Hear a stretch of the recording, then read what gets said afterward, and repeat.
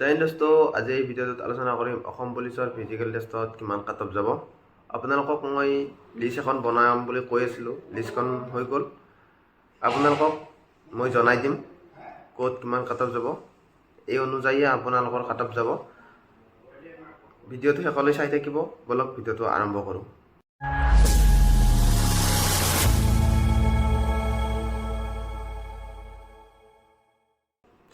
আপোনালোকে নিশ্চয় পঢ়া শুনা কৰি আছে আৰু পঢ়ি থাকিব। মই কেইখনমান ডিষ্ট্ৰিক্টৰ কিমান কাট অফ যাব এটা অনুমান কৰি মই লিষ্ট এখন বনাইছোঁ। আগৰ যেনেকুৱা ধৰক 2022 আৰু 21ৰ যিটো ফিজিকেল কাট অফ আছিল তাৰ ওপৰত ডিপেণ্ড কৰি মই এখন লিষ্ট বনাইছোঁ। তেনেকুৱাই ধৰণৰ কাট অফ এখন যাব। বজালী ডিষ্ট্ৰিক্ট UB আৰু AB, Baksa district UB AB, M2 মেল আৰু F2 ফিমেল, বৰপেটা ডিষ্ট্ৰিক্ট আৰু বিশ্বনাথ ডিষ্ট্ৰিক্ট। আপোনালোকে নিজৰটো চাই ল'ব।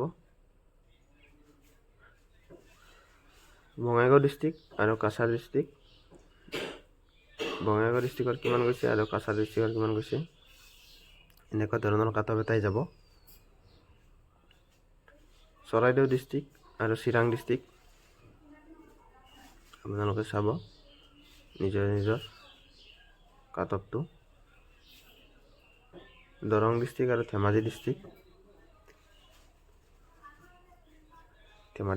ডিষ্ট্ৰিক্টৰ অলপ হাই গৈছে।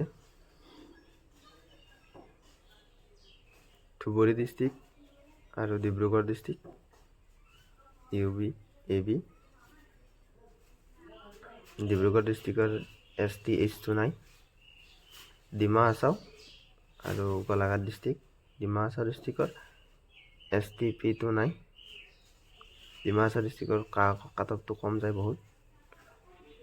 গোলাঘাট ডিষ্ট্ৰিক্ট আৰু Hailakandi district, Golaghat district AB আৰু UB, Hailakandi AB UB, Hojai district UB আৰু AB।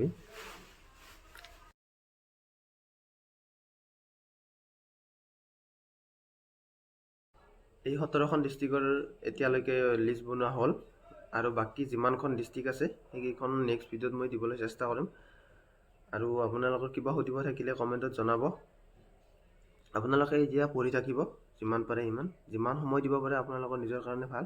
তাৰে মাজত কিছুমান পাৰ্চনেলি কাম থাকিব, পাৰ্চনেলি কাম কৰাৰ পিছতো আপোনালোকে পঢ়াত সময় দিব। যিমান পাৰে সিমান পঢ়াত সময় দিয়ক, কাৰণ বেছি দিন নাই, 2 মাহ আছে। 2 মাহ আপোনালোকে ভাল ধৰণে কষ্ট কৰক, তাৰপিছত আপোনালোকে ৰিটাৰ্ণ দিব হ'ব। আপোনালোকৰ ৰিটাৰ্ণ ফেব্ৰুৱাৰীত হ'ব। আপোনালোকে মক টেষ্ট দি থাকিব। মক টেষ্ট দিলে গম পোৱা যায় নিজৰে কিমান পঢ়াত আগবাঢ়িলে। আৰু ময়ো মক টেষ্ট বনাম, আপোনালোকে এটেণ্ড কৰিব। আৰু কিবা জানিব লগা থাকিলে মোক কমেণ্ট বক্সত জনাব। আজিৰ ভিডিঅ'টো ইয়ালৈকে। জয় হিন্দ।